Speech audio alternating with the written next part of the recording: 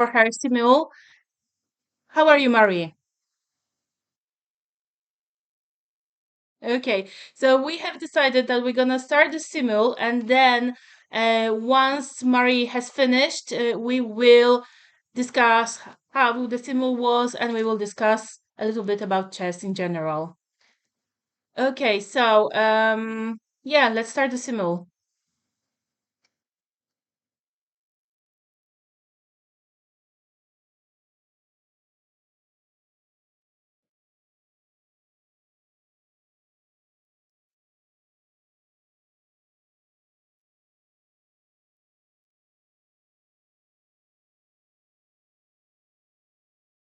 Okay.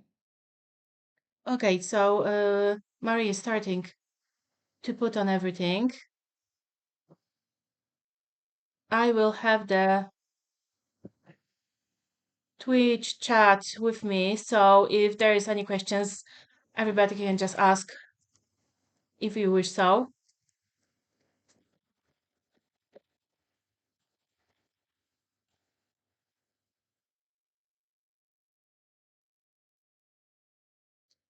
Okay.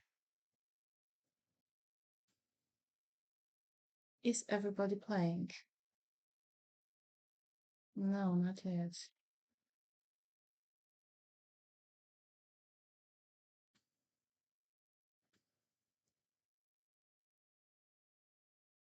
Let me just refresh the website.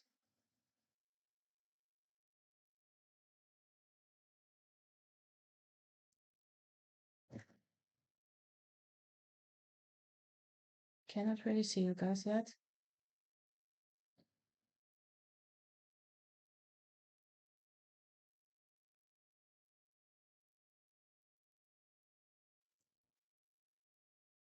Have you started? Because I cannot see like you are playing.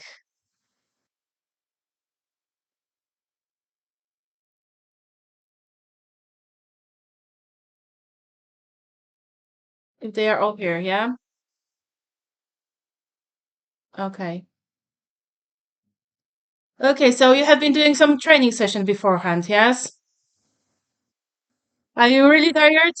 Or still have some energy for playing?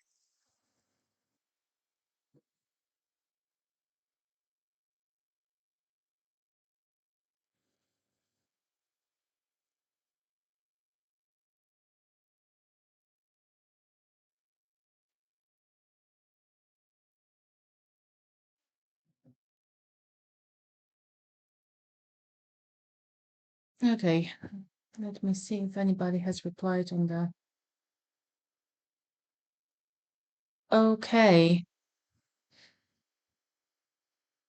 Okay, wait. Are you mute? Can you hear me? Okay, and I can hear you as well.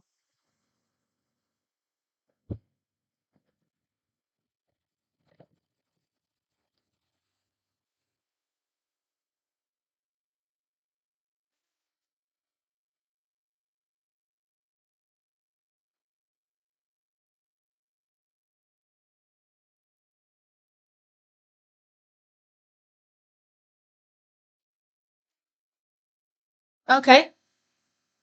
Oh dear, nobody can hear you for some reason. Okay.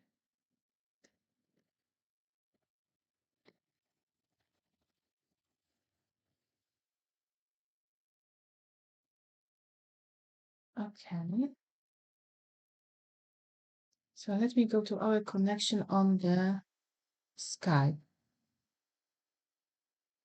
I can hear you, and you can hear me, so this our connection should be fine. Why they cannot hear you?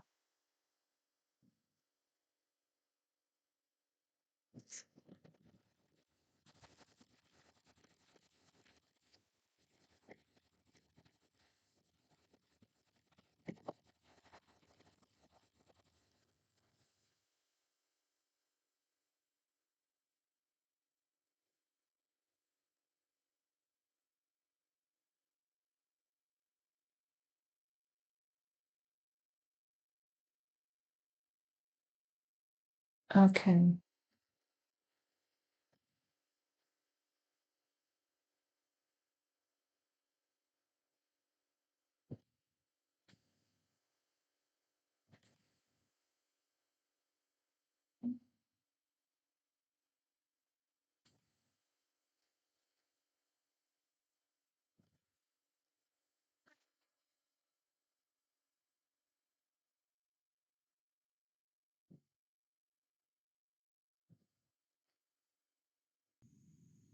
Okay, say something, Marie. I think I have unlocked you, so they should be able to hear you.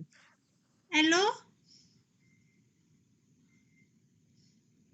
Hello, bonjour. I am very happy to be there.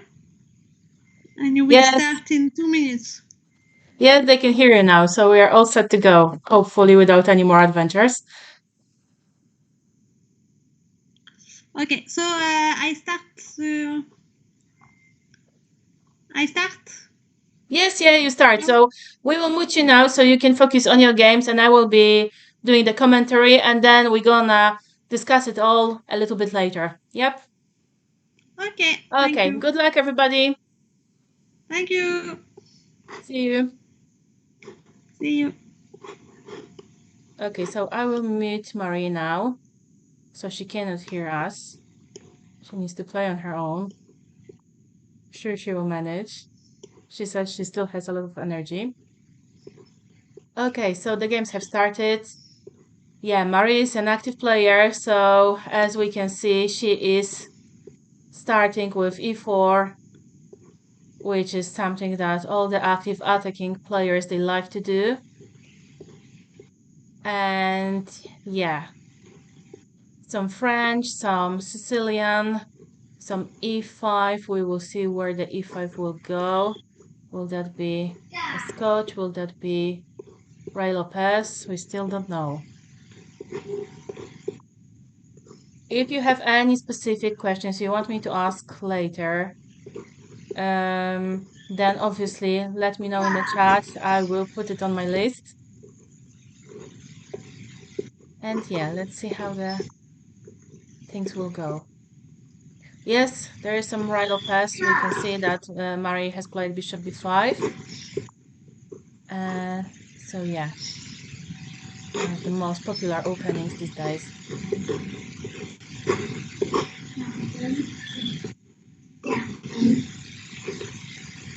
And we can see that in one line with French, she has replied knight c3, whilst in the other line, she has elected to play the line with e5.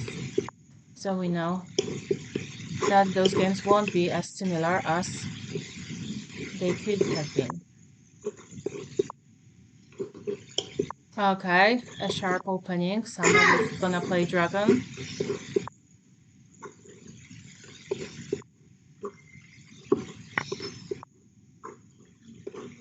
And there we go.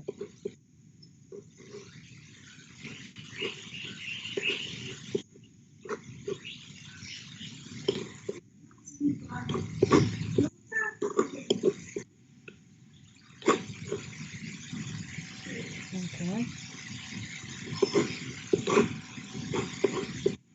Okay, yeah, we're gonna ask her that. I'm pretty sure she's doing trainings regularly. Yeah. That would be ideal to do 4 hours a day or even more. Okay, let's go to the beginning. Yes, this is Sicilian with c3. Normally these are all sharp lines, something that Marie is gonna feel quite confident in.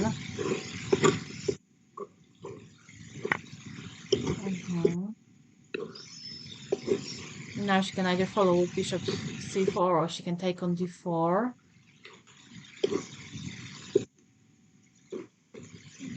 Okay, our next game. Okay, so not all of the e4, e5s have developed into Ray Lopez. We have bishop c4 here, some attacking game, and I think there was a Scotch gambit starting in here. Yeah, so far we have a theoretical position. let's see how it goes later on. Okay, and here the Sicilian with queen taking on d4. So after C has captured on d4, Mari has taken with her queen instead of the knight. So this is not as popular line, although worth knowing, because quite interesting positions can arise from those lines. Oh dear, what happened here? Let me just quickly have a look. Okay, so that was e4, e5, and trial of press. Okay. There might be a little bit of trouble if the line will be Oui, ma chérie, open. je suis en train de jouer. Tu peux venir voir si tu veux. J'ai coupé le son. Tu as le droit de venir voir. Non, j'ai coupé Can le you son. hear Marie? J'ai I coupé le think she son. forgot to mute herself. Compliqué. Allez, on va faire ça. Hop. Allez, on y va, c'est bon. Check. Ouais. T'as inventé un petit pot de beurre. Légal. Des pots de veau. Parce que là, vous voulez Au revoir. And yeah, here Marie has already clear advantage. She has captured a pawn. She's put her king to safety, and yeah, she will have advantage in development soon enough. Also, moves like knight g5 will be quite unpleasant because those poor bishop cannot move from this line at this stage. Tiens, So we shall see how it goes. Malka, je vais prendre le coup du berger. Okay. Tout à fait d'accord. Okay, so here we have theoretical position with final pass. Vivi is still thinking. Okay, let's go further on.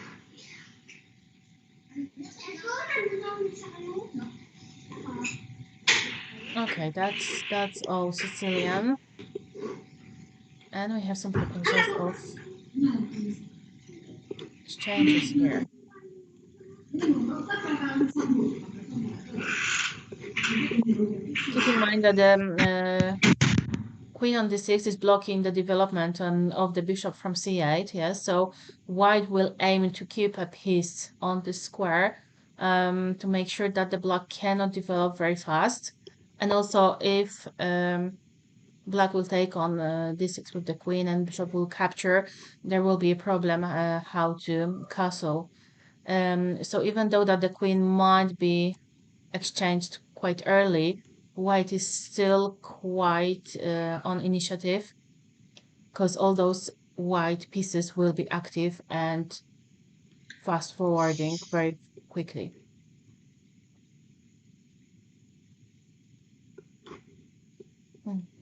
Let's go write it down. Okay, and there we go. Our French defense. Yeah, bishop f8. Black don't want to go into those sharp lines when the queen goes to g7 and gets the g and 8 pawn. Yeah, those lines can be really sharp, and it's good to know what is the fury standing for these days. But yeah, a little bit less sharp continuation has been chosen here. And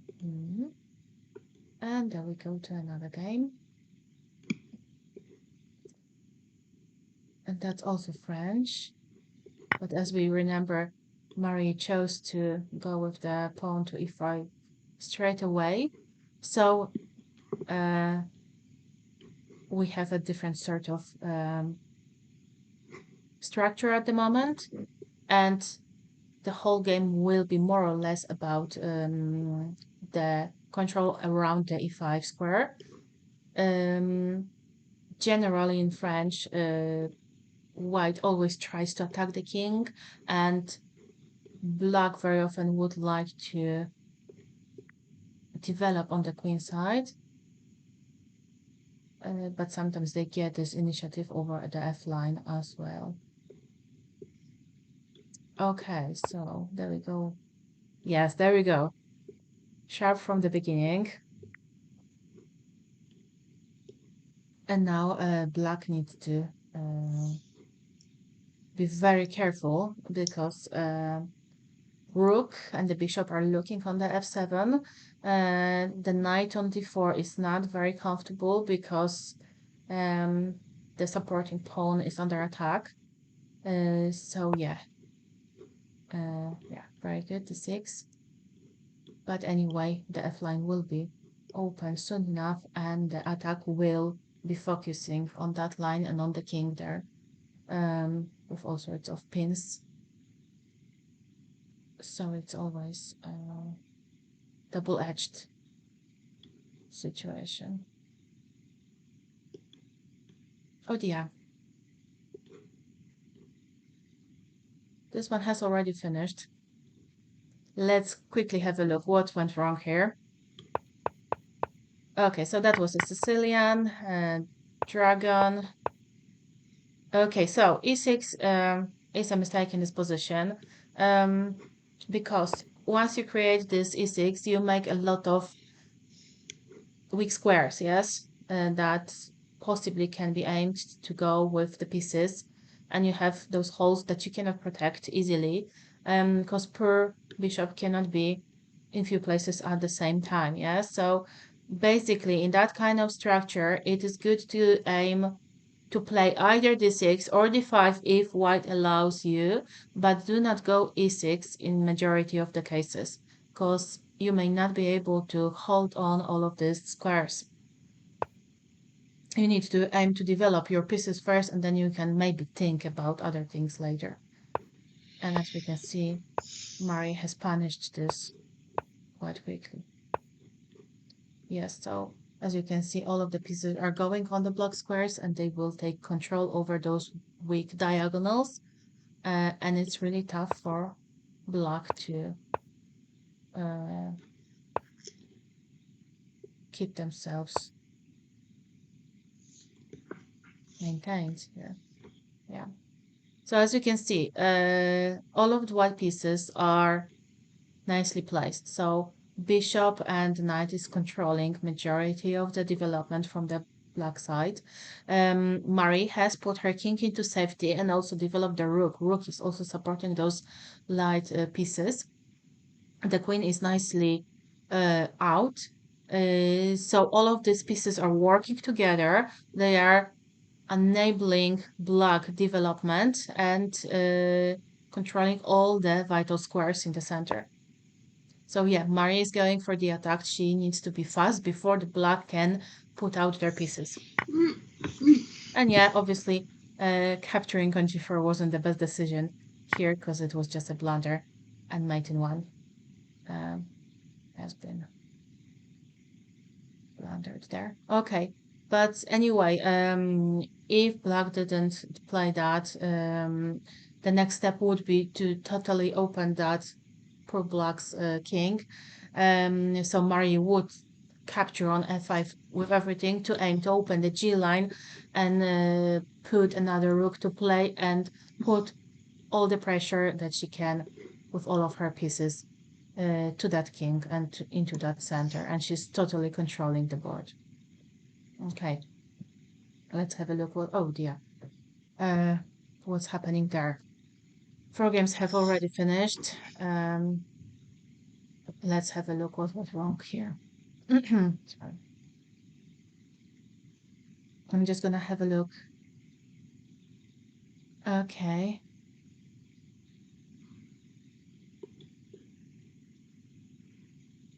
Okay, I think she has muted herself. We cannot hear maybe anymore. Okay, let me go back to the games. Okay. Okay, that was another Sicilian, and she has elected to play something called closed Sicilian. So the white's plan is again to sort of attack. So there will be development on the king side there. with f4, sometimes g3 with bishop g2 or f4, and the knight f3 with bishop would go to c4. And again, she wants to put the pressure on the king, open the f line and go for it to give a checkmate. Okay, so what black could do normally is to develop their pieces through playing g6, bishop g7, because black wants to take control over the d4 square. Obviously, black wants to play for the center and wants to sort of take white's attention away from their king.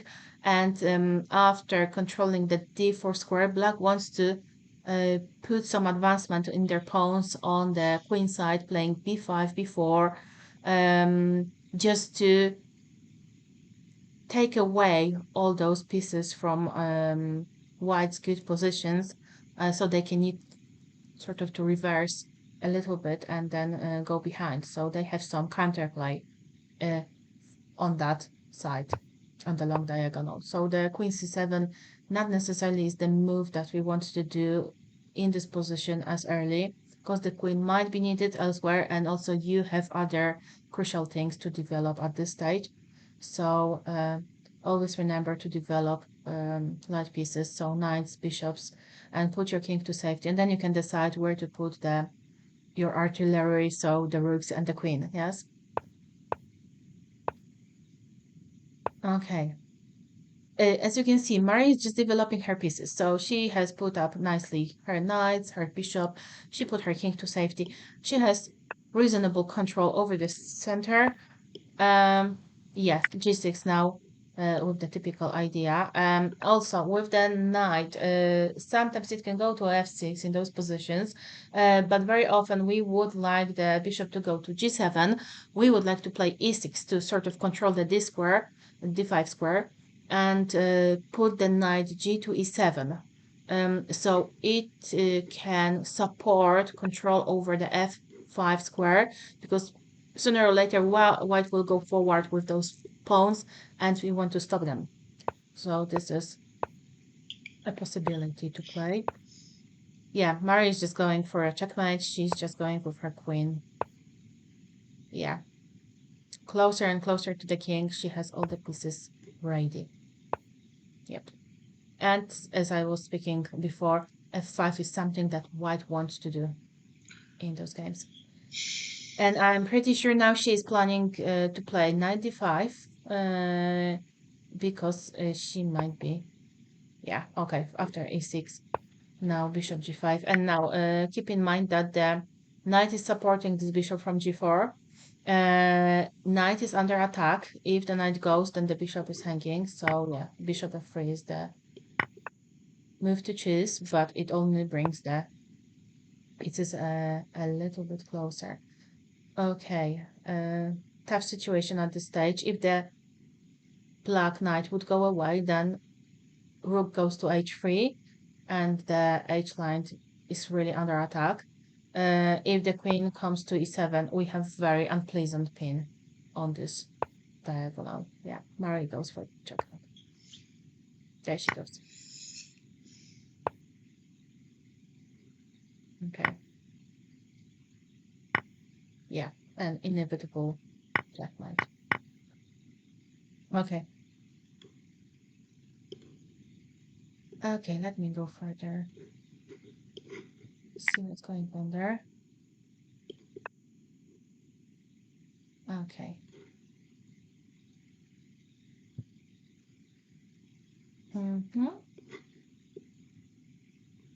Okay, let me finish the games that have already been done.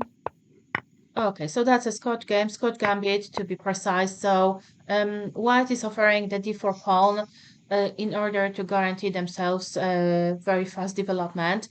It's all about the checkmate, and it's all about focusing on being active and taking over the control on the board. If you can see that this d4 pawn that black has captured, it's not really gonna hold on for a long time. White will have a lot of opportunities to take back this pawn, so it's not really a big sacrifice from their side. Yep, and there we go. This is okay. So the d5 would be the thing to play here. Obviously, we want to try to take over the center. So the d5 would enable black to put some pawn into the center and control some of the center. If the black moves the d5 and there is no en passant, obviously the white needs to go away with the bishop, and then we can go with our attacked knight on f6 to e4. So again, this knight is more towards the center and it's gonna be more active. It's gonna be controlling more of the squares and it's gonna be giving some trouble to the white development. Knight h5 is not the best choice here because you're going away from the center. You are not fighting for the center. And your knight, keep in mind that your knight has no place to go. So if it's gonna be attacked at this moment, there's no place to run away. f6 is under control. f4 is also under control from the bishop from c1. So there's no real way to put this knight into safety. And now, what has happened here? Marie took advantage of this and she has opened this diagonal that will now make the queen attacking this knight on h5 and two pieces are attacking f7. Bishop from c4 is now cooperating with the knight on g5 and it's a really tough decision because at this stage you cannot protect both of those aims that is Marie going for. So it's a tough decision, but something will need to fall. Yeah. Okie dokie. How else? Not really sure whether there is any good decision to save this anymore. Obviously, obviously the pawn on e5 could have been captured, so knight e5 is something to play, but anyway, the queen would take on h5 and pay attention because you cannot take the bishop on c4 even though it's handing in because then the knight is not protecting f7 anymore and the checkmate would arrive soon after. So unfortunately, I think this is already lost. There's nothing we can do. So yeah. Marie went after the queen. There she goes. Yes. Okay. Yeah. White is already winning. Let's have a look how fast she finished this. Yes, and there's a checkmate. Okie dokie. Remember about the center. This is important. And also, if your opponent is giving too many central pawns, pay attention because that will make them really fast. Okay. Ray Lopez. Okay, classic. Okay, b6, not sure whether that was a lapse. Because the normal thing to do here would be to play b5, maybe. Maybe that was a mouse lapse.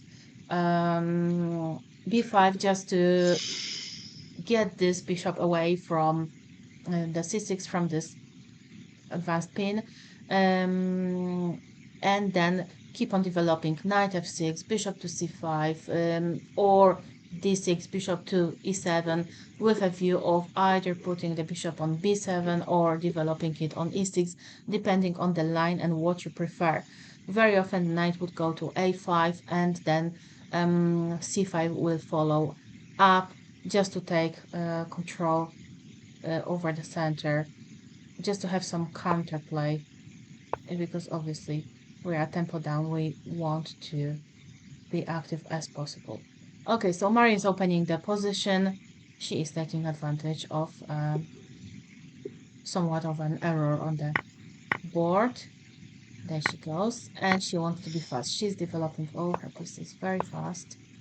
Yeah, I think it was a lapse with the b6. Okay. Yeah, then Marie is attacking. here, what is going on? Marie can play queen d5 when she will attack f7 and she will attack 8a, the rook. So obviously black needs to do something to avoid this situation. So another possibility would be to play bishop b7 to develop this bishop that way.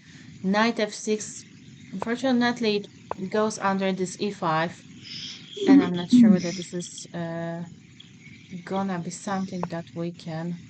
and another knight h5. c5, I think it's something to consider here, because you are chasing away the queen, and also you want to play c4, and this bishop from b3 has no place to go. So that's something to consider. So c5, possibly Maria would play queen e3 just to capture on f6 with a check. And then you could possibly try to elect to run away with the knight on g4. And again, you are still having your c4 in your pocket, so you can always try to take over some control over the board. Yeah, so that's some possibility to try to save this position, although I think white is better already. So knight h5, obviously this is not what we wanted, because queen d5 follows as before. Unfortunately, black hasn't seen that the threat, the battery on the diagonal with a knight check. Okie dokie. Okay, and let's have a look what's happened in Lopez game. Ray Lopez again. There we go. That's the same game, sorry. Okie dokie, let's go higher up. What's happened there? Majority are still playing. Fiona has finished. Let's see what's happened there. That was the Sicilian. Bishop with e6 and bishop c5. Okay. Okay, I can clearly see that Marie likes to go for this d6 square. She tries to take control over that square in majority of the games. You can see that she's aiming for it. Yeah, and then she goes. Okay, so that's the position. Okay, and now what she has done, she has went away with her queen. She no longer wants to exchange the queens. Now she wants to put her bishop on d6 and control the position that way, so to have a light piece on a weak square, which is an ideal thing. Obviously the knight is the strongest on weak squares, because it sort of messes around with the whole position of opponent. But obviously a bishop is not a bad option. If you don't have a knight or a bishop, obviously a queen or a rook is good to be there, because they are sort of in opponent's camp, and they cannot be chased away easily, because no pawns can chase a piece anymore from that kind of square. So this is why it's called a weak square. Okie dokie. And yeah, bishop went there, and keep in mind that now black will have problems to put the king into safety, so the castle is gonna be really tough to perform in this stage of the game. Yeah, so again, long castle, Marie is putting her king into safety, and also that rook is supporting the control on the d line on the d6 square, so it's gonna be really tough to win it back. Okie dokie. Yeah, and there she goes. So in the opening, basically there are some principles to play. So development, take the control of the center. So more or less she has this control of the center. She has developed all her pieces, and then once you have done all of that, you can start to attack the king, start to attack on the sides of the board. So g4 at that stage was really justified, and as you can see, it's really gonna be tough to win it over. Black needs to try with multiple moves, and it's not that easy to take over. Yeah, but now there is bishop b5, and another piece is playing with a tempo. Yep. And now it's quite okay, if the black would capture with the bishop, obviously there is unpleasant move with c4, and I think something will be hanging very soon, because keep in mind bishop, the queen, and the rook is looking at this d7 knight that is also pinned. The king cannot run away from the situation anywhere. So some tactics starts to be hanging around. Okay, so yeah, Marie has all of her pieces developed and they are all attacking. And now it's inevitable Black is losing material. Yep. And then she goes still after the king, and still being very, very active. And there she goes. She's basically taking all of the pieces from the board. And a checkmate. Beautiful. Yeah. Attacking grandmasters are really, really tough to play with.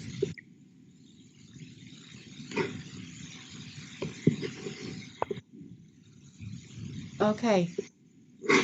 Okay, I'm gonna go to okay. Let's go back. Okay, because we haven't been here for a while, let's have a look and summarize what was happening. Okay, so it was e4, e5, again with a gambit scotch, d5. We remember that in other game, the knight went on h5, and after knight g5, it was completely lost. So the d5 is absolutely necessary to keep on going here. So that was a good choice. Bishop b5, this is a fury. And now the knight goes to e4, to the center. You can see that it's controlling this area and supporting its own pieces. Yes, there is a pin. This is all normal fury in this opening. So white has taken back the pawn that they have sacrificed. Anyway, black was not really stubborn to protect this pawn.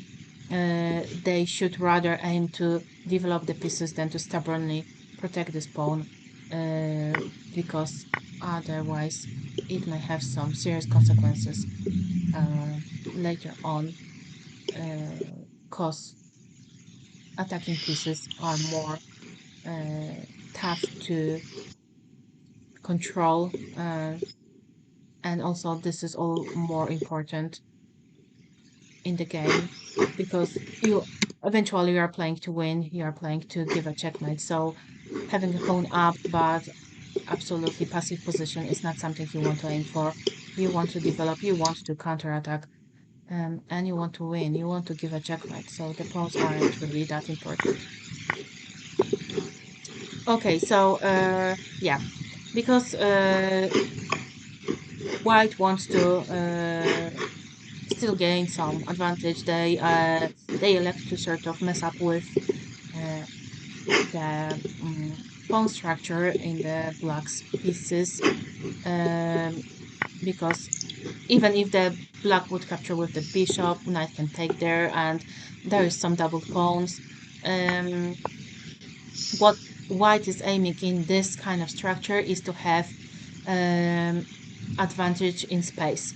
So as you can see, black pieces are a little bit squeezed down there, and that e5 pawn will support the attack. So what white wants to do is to get this knight from e4 with f3, and then they will follow with f4, and they want to attack with those pawns. They want to advance these pawns, and they want to take more and more space on that king side, and they want to attack simply as it is. So yeah, obviously Mari has developed bishop c5 is a very good move. This is pinning the knight, and as you can see, bishop and the knight will be helping each other to put some pressure on the f2, so white is not so cozy with their plan. Obviously in this situation, Mari is also developing the pieces and also playing against that idea of black. Yeah, okie dokie, and there we go. As I've said, f3 and f4 will go, and now white wants to get rid of this active e4 knight, and they are offering an exchange of those pieces.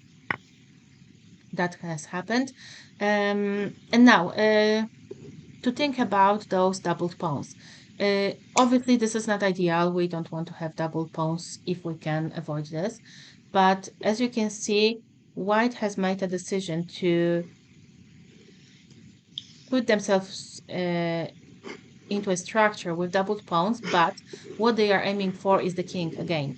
So they want to take away the active piece that will control their center, and they want to get the soldier out of the way so they can follow up with their main goal in that position. So they want to attack, they want to have a clear way to advance on the king side, and that knight on the weak square again was somebody that would make a little bit of problems with this plan's advancement. So you are developing your knight to c3 with a tempo. So this is a piece development. You are proposing to exchange the active piece of your opponent, and also it will make your plan, make your life easier. So it is a good decision. Yes, in the end of the day, you can sacrifice your structure over that. Sometimes it's something to think about in your game when you go for it. Well, what is the balance? Where are the pluses? Where are the minuses? Do you have more pluses? Can you justify putting your pieces or your pawns into some kind of compromise over something else? Yes, that's what makes a player a good player, when you can somehow outbalance this and know what is the more important aspect of the position. Because sometimes it's not ideal to have it all very easy. Yeah.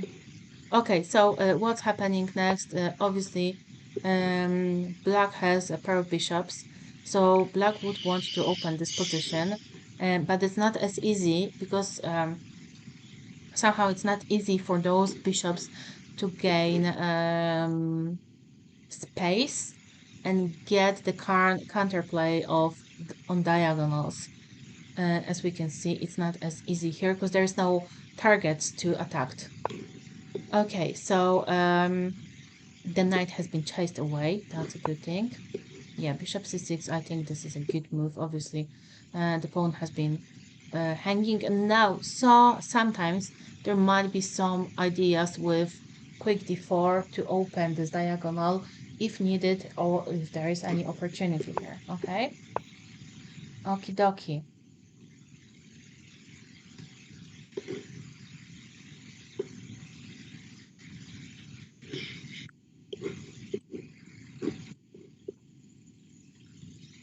Okay, so the pawn on c5 is hanging now, and now I'm thinking whether it is some kind of time to think whether we want to play this c4 to take this pawn for, whichever reason, or maybe we want to mess up something, because obviously Marie is going with all her pieces after us. So I'm trying to consider whether d4 is an option. d4, cd4, maybe c4. Close the position and give up the pawn, but maybe gain some lines and diagonals, but it seems like it may not be enough. Also, our king is in the center, so yeah, maybe c4 is something that we actually need to play. Knight c5. Okay. Castle, very good. Okie dokie. Rook e8, very good. We are developing. Black wants to play f6. They want to open up a little bit. Bishop d4. Marie knows it all. And now what she will want to do is to play f5, f6, or e6. She has it all set up. So maybe in this position, Black can think about playing rook f2, e8, and now actually consider to capture on c5, go to different colored bishops, different square colored bishops, and maybe aim to block the position somehow. Another opportunity here, I think, is to play f5 right away, to sort of try to block this position and put some resistance on the e6 square after it is possible to capture on f5. Obviously, we need to acknowledge that at this stage, Black is worse, so Black should aim to equalize the position. Yeah. There she goes all the way, yeah, and f5. And unfortunately, the attack is starting to develop, so white has gained the space, something that they wanted. They are blocking the bishops, so the bishops, they cannot really show the force that they can have. Yeah, f6, and unfortunately, a mate will be threatening soon, yeah. And now the rook will go. Okie dokie, I think this at this stage it is really gonna be tough to save it. Okay. So yeah, she played rook e3. She wants to play anyway. She wants to sacrifice the rook on h3. She wants to play rook h3, bishop h3, another rook on h3, and the only way to save it is gonna be queen h3. Okie dokie. I mean, because after bishop f5, rook h3, there's g5, so Black is still standing. Clever. So she has taken the exchange instead. And now let me just think, what did she want to do? I think she wanted to play e6. Yeah, I think that was the aim. So she wanted to play e6 just to block the diagonal and discontinue the battery from the queen and the bishop. And then it would be needed to be captured either by the bishop or the pawn. And if she has taken the bishop away from the g5 and protection on the h7, then she could play rook h3. If that was taken with the pawn, then obviously she can capture the bishop and then play rook h3, winning both. So bishop e7, very clever. And now she has an advantage, like a material advantage. So she's realizing that. Okay, let's go and have a look what else is happening around. Okie dokie, more games have finished. Okay, so let me have a look what's happening here with Simba. Okie dokie. Okay, what's happened? Why is this king totally outside?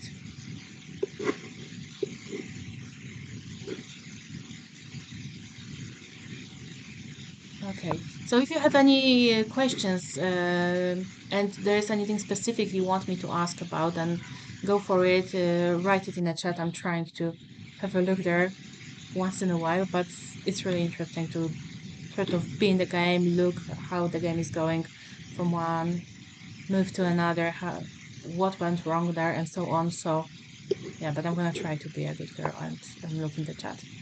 Okie dokie. So yeah, as I've said before, because we had this game after 4 moves, that there's a possibility to either capture on the d4 or play bishop c4, but of course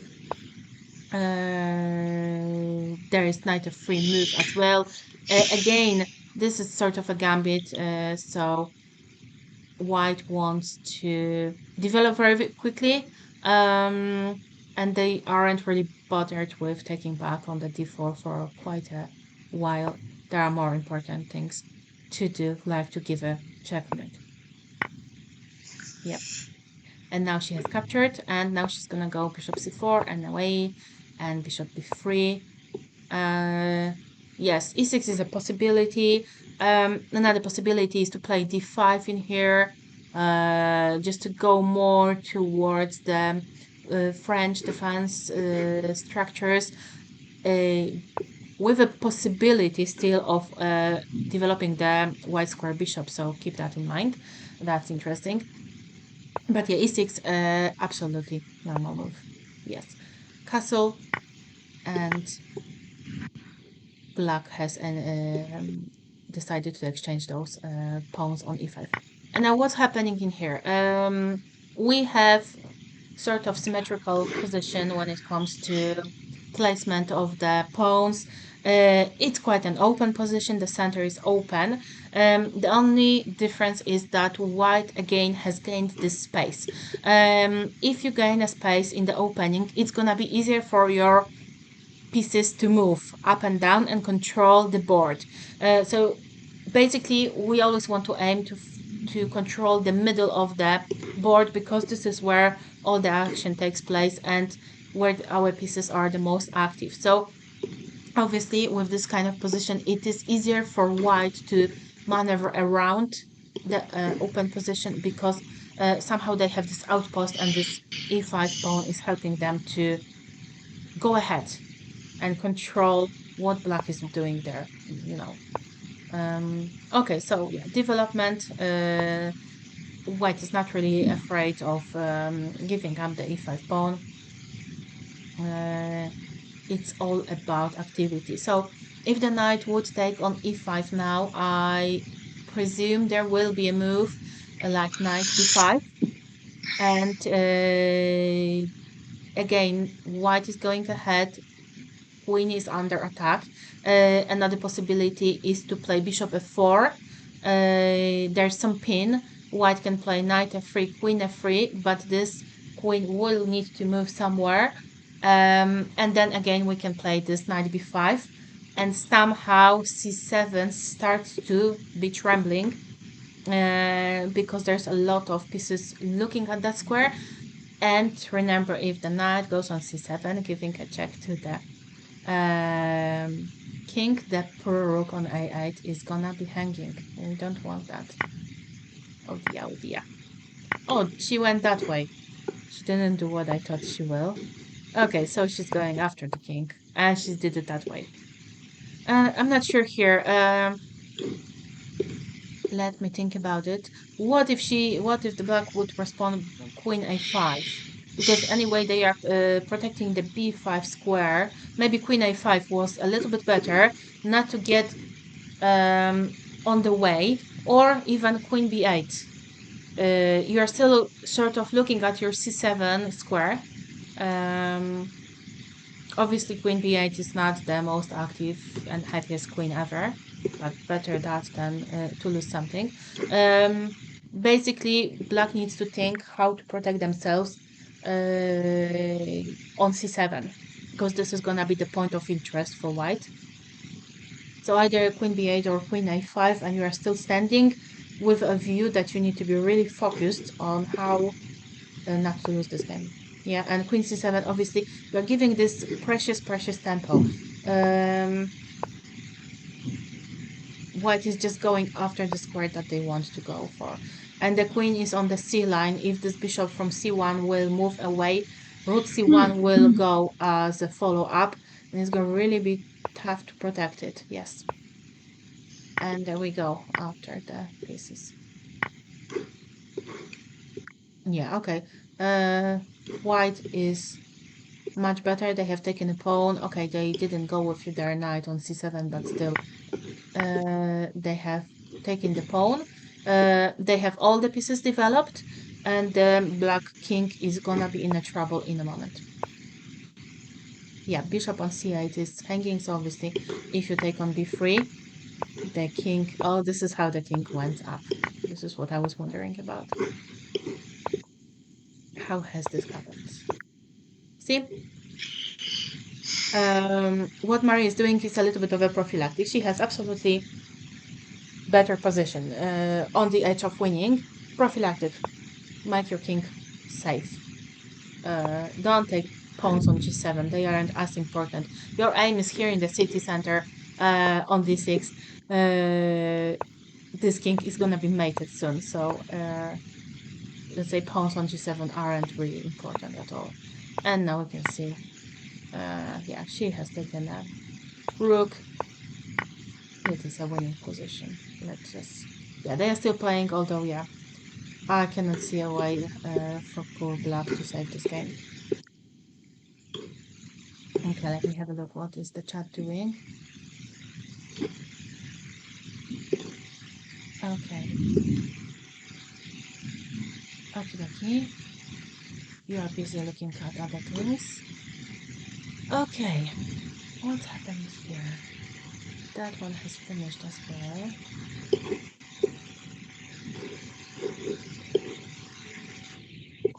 It's going really, really fast. It's really tough to see what's happening in all of the games. Okay, so that was when she has captured on d4. Bishop has moved. Okay, not a tragedy. Okay, b5 might be a little bit premature. Because you need to be careful of what you want to do with your king as well. Because again, remember, Maria is very clever. She has developed all of her pieces. She's ready to strike. She's like a lightning, so she will go for it if she has an occasion. So I would advise to put the king to a very safe position somewhere on the edges of the main action, not to keep yourself in the center. And I can see that Black wants to attack here on the side. Attack on the king on one of the sides, either on the king or the queen side, is justified only when you have control over the center.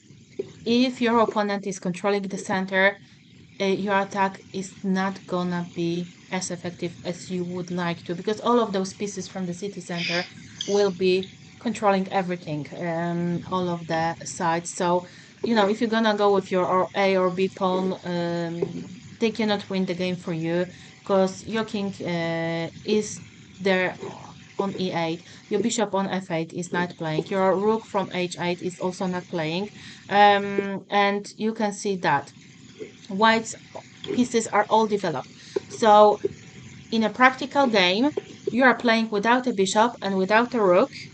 So surely the advantage of a rook and a bishop as an active piece is gonna guarantee success for White. So always make sure that you develop all of these pieces, or they are like ready to join in right away if you need them, because otherwise it's like you could take away all those pieces from that piece, that part of the board, and yeah, it wouldn't change much. Yes, there we go. And there she goes to the city center, and that's beautiful. Okay, that's really beautiful move. Okay, so the queen is under attack, but look at this king. King is in the center.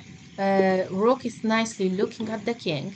Bishop is looking at the only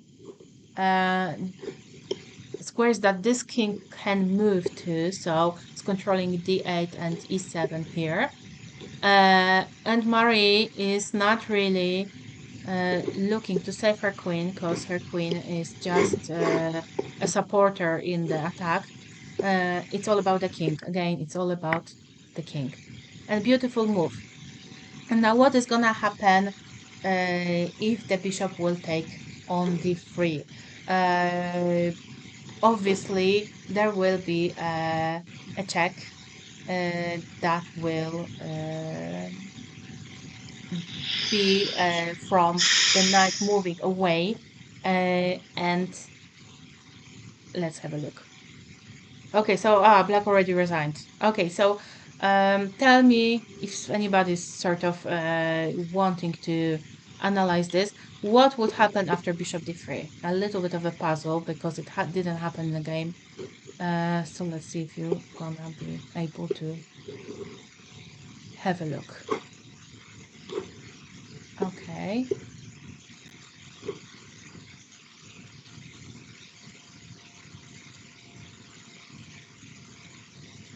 Okay, so that was this game. Is anybody still playing? Yeah, we still have some games to go. Okay, this one, yeah. This is gonna finish in one move. Checkmate is hanging. Okay. And okay, so Heinel Heli is the last one standing, really. Let's have a look. It is a pawn ending.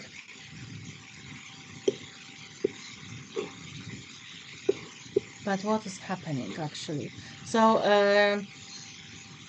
okay, Marie has free pawn, so h pawn is gonna be free to go to get to be a queen. And now there's something like a called quadrate of the pawn that goes from the diagonal of the pawn to the bottom of the chessboard, and it builds a quadrate like that. And if the king is in the quadrate of the pawn, the king can still catch the pawn, but if it's away from the quadrate, the king cannot capture the pawn. And what we can see, this pawn, he has this small quadrate here, but Marie was able to get into the quadrate, so she will catch this pawn, whilst this black king will not be able to get to the quadrate of this h5 pawn. So yeah, unfortunately that is a lost position for black. It's a lost pawn ending. It is really important to know that about the quadrate of the pawn, because it will save you some time to calculate. Okay, and I think everybody is finished. So do we have any answers? No, nobody picked up the challenge. Okay, let me go to. Hey Marie. Hey. Hey. So are you all finished? Yeah. Okay. Yes. So how did you find it? It was really cool. I like, and the level was very high, and it was very difficult for me. Yeah, it's really tough to go from one game to another, isn't it? It's not that easy to sort of take it all under control. Yeah. Okay, so what I could see that you really like to attack everybody, and all of the games were quite sharp.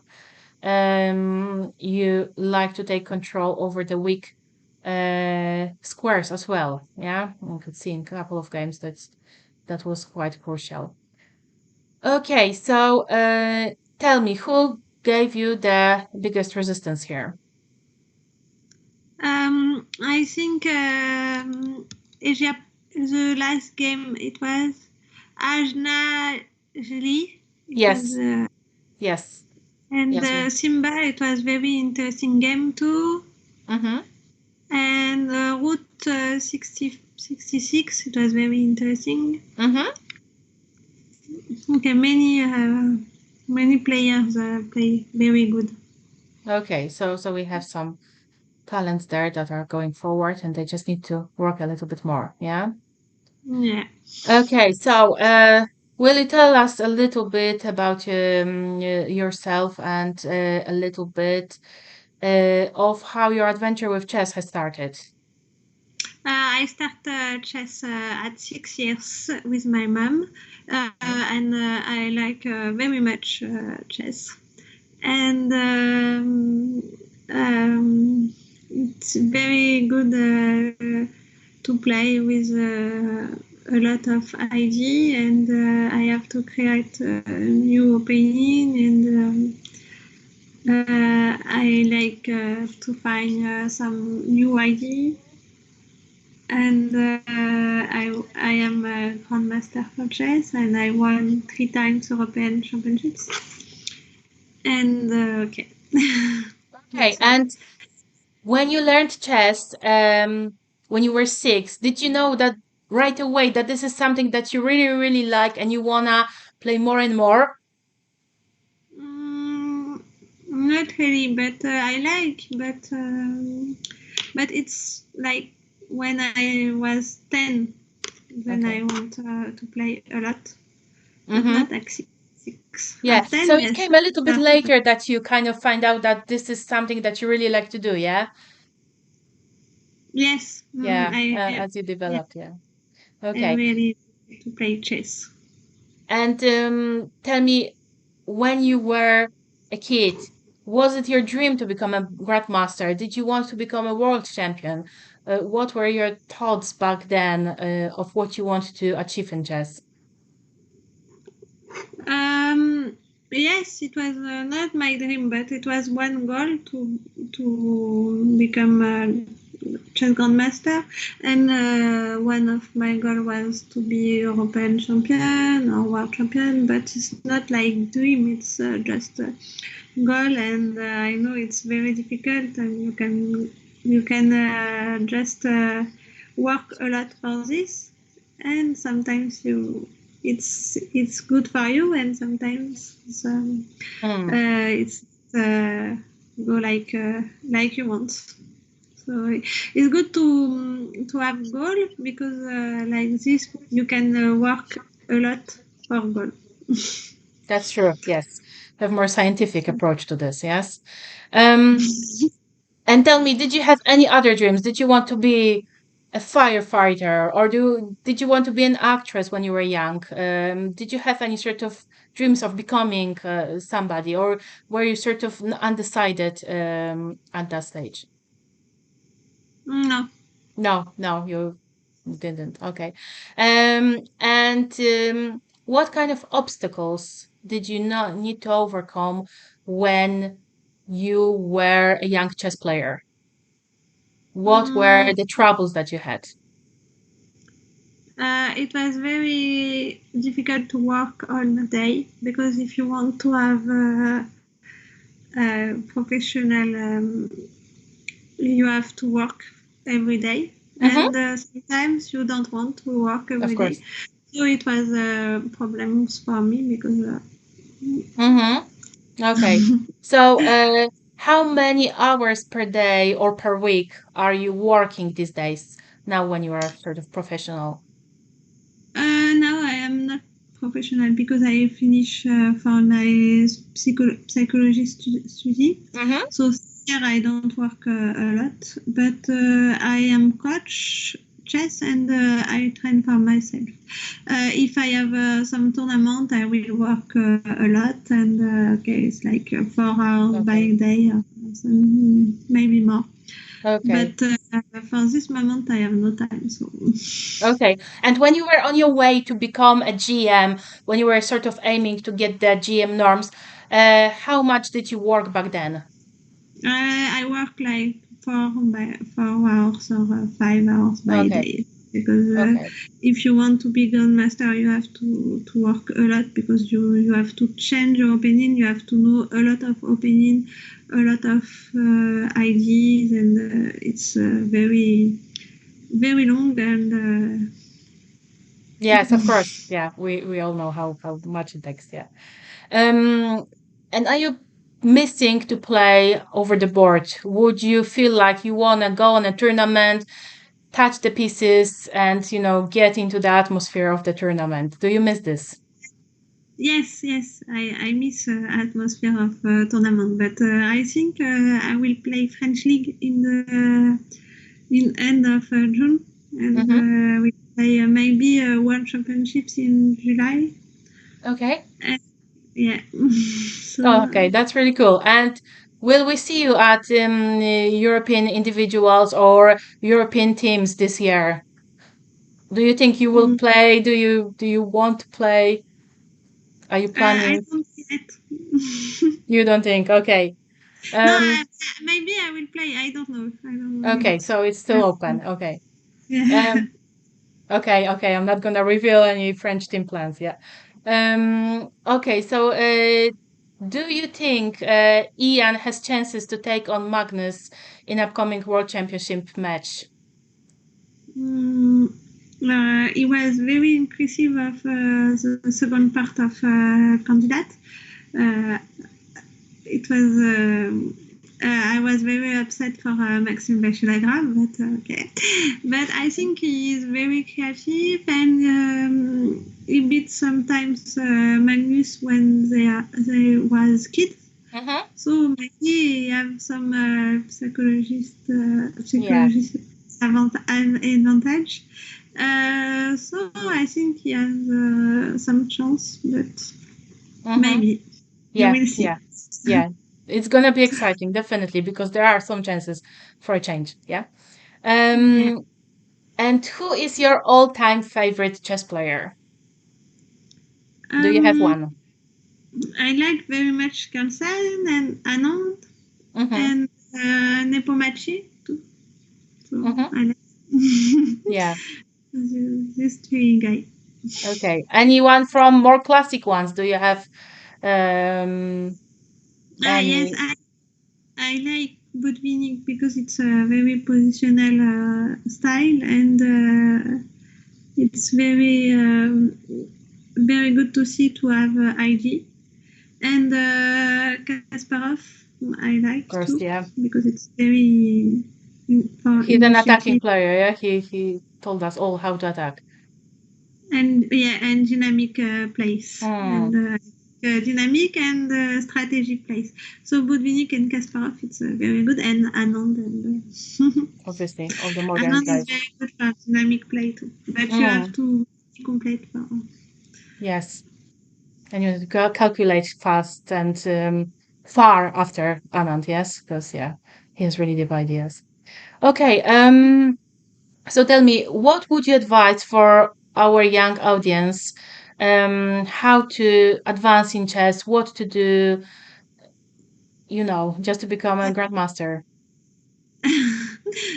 It's good to play and to keep motivation, and for learning it's good to be safe and to be confident, and it's good to like chess, because if you don't like chess, it's not very good to play, and you have to keep motivation everywhere, every year, every time.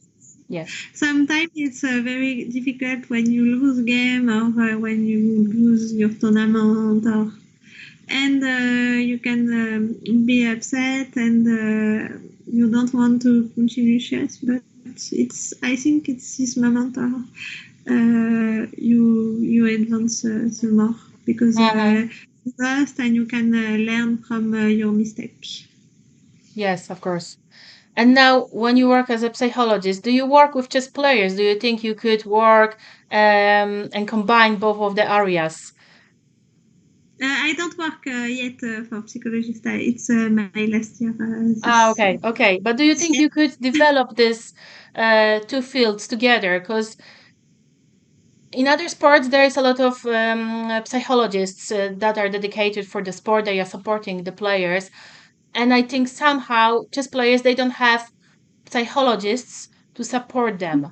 Yeah, sometimes we sort of jump into psychologists that are helping other sports, but somehow I think they don't understand the specificity of our sport as much as we would like it to happen. So do you think it's a field that can be developed in the future? Yes, why not? It can be developed. Yeah, so have you ever planned or have you ever thought to go that route to combine the two of them? No, not yet. Maybe I'm gonna inspire something to happen here, yeah? Because I think it's something that will be really interesting to develop. Okay, so I'm gonna leave you for the rest of the afternoon so you can have a rest a little bit. Hopefully everybody enjoyed it. And I think our voucher will go to the last man standing. So Heina Helly will get the voucher from German Chess Federation for 20 euros to spend on the future development of playing chess. Perfect. Thank you, everybody, for attending. Thank you, Marie. It was great pleasure to commenting on your games today. Thank you very much. Thank you. Thank you very much to you. Thank you. Take care, everybody, and hopefully we shall see each other soon somewhere over the board. Yeah. Thank you. Bye. Bye-bye. Okay. I'm gonna switch off. Thank you, everybody, for attending. If you have any questions in the future, obviously, get in touch. Thank you. Bye-bye.